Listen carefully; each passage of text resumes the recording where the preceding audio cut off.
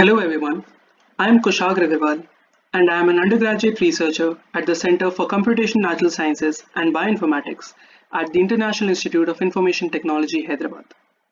The topic of my poster is demographic analysis of SARS-CoV-2 mutations in India, and this work was done under the guidance of my advisor, Dr. Neeta Parekh. As we know, nearly 200 million COVID-19 cases have been reported worldwide, and India, which just saw a huge second wave, has recorded more than 31 million cases alone, and is the second worst affected country after USA. The objective of this study is to understand at the genetic level the role of acquired mutations in the circulating SARS-CoV-2 virus and their possible impact on the spread and virulence. A detailed state-wise distribution of shared mutations within the country was carried out with the objective of understanding the large variation in the number of cases and deaths across different states in India, and to identify state-specific subclades of Indian isolates. We used 4,708 Indian SARS-CoV-2 genome sequences till January this year, downloaded from GISIAD. A comparison with a smaller dataset of 685 sequences till May last year was done to evaluate the success of the imposed lockdown in the country in the previous year. We used next-train resources, Augur and OSPICE to conduct the phylogenetic analysis. The SNAKE-MAKE workflow included MSA using MAFFT, maximum likelihood tree creation using IQTree, and time resolution using TimeTree. In the figure are shown the time-resolved radial and linear phylogenetic trees for our dataset. We found 7 unique clades in the Indian samples, and their state-wise distribution is shown in the figure. The differential distribution of the clades between the states is eminent from the figure. The mutation A23403G, resulting in the very well-studied D614G spike protein mutation, is the most frequent, occurring in more than 4,000 samples in India.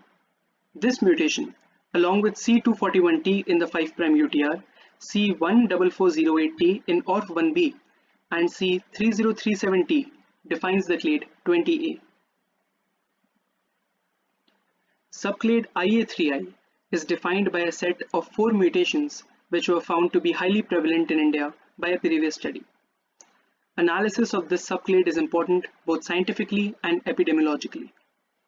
Till May 2020, the 4 mutations were found in approximately 1/3 of the Indian sample sequenced, while outside India, the prevalence was very low, close to 3.5%. This clearly hints at early community transmission due to some superspreader event during March or April.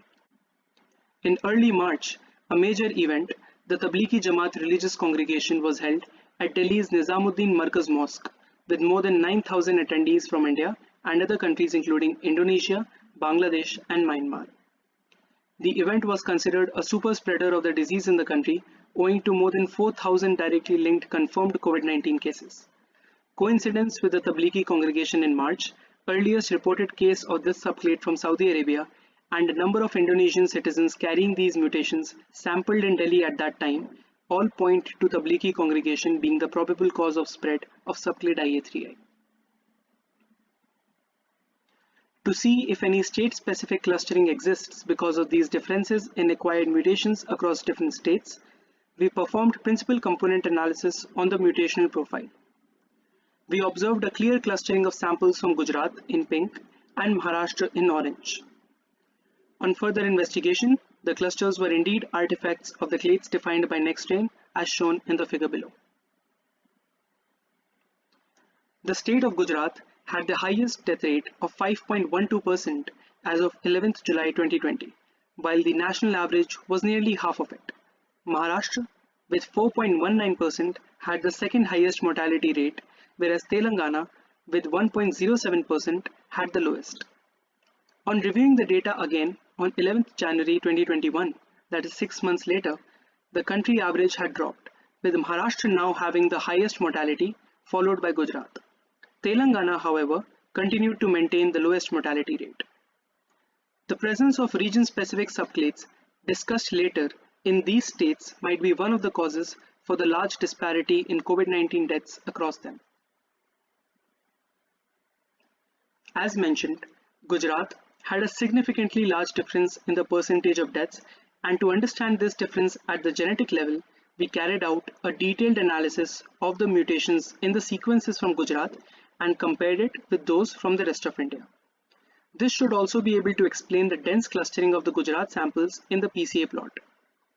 The analysis till May 2020 revealed a novel subclade IGJ20A specific to isolates from Gujarat. The subclade was observed in more than 50% of the samples from Gujarat, but less than 5% samples from the rest of the country. On further analysis of sequences submitted till January 2021, the subclade continued to dominate in Gujarat. However, it did not remain a state-specific cluster, as close to 16% samples from the rest of the country were also part of the subclade. This can be attributed to the eventual lifting of the lockdown towards the later part of the year, allowing interstate travel, which might have resulted in an increased spread of the subclade throughout the nation. The state of Maharashtra has recorded the highest number of cases of COVID-19 in India. We identified two co-occurring mutations, C313T and C5700A, forming a subclade IMH20B seen in more than 63% samples from the state, with less than 11% representation from the rest of the country. Telangana has the lowest fatality rate in India. A similar genetic level comparison revealed the presence of two subclades, ITEL-A20B and ITEL-B20B in the state.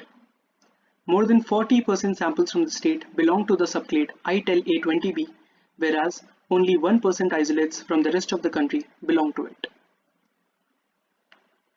Genome sequences from Andhra Pradesh revealed another region-specific subclade, IAP20A, occurring in more than 60% samples from the state, whereas in less than 2% samples from the rest of the country. In a vast and densely populated country like India, it is critical to monitor for new and emerging strains as well as localized outbreaks. But the country has not been sequencing SARS-CoV-2 isolates to full capacity so far. Therefore, it is the need of the hour to enhance region-specific sequencing efforts to capture novel variants, assess their clinical impact, and follow necessary containment measures. This would prepare India for the third and fourth waves of COVID-19. Thanks a lot for your time.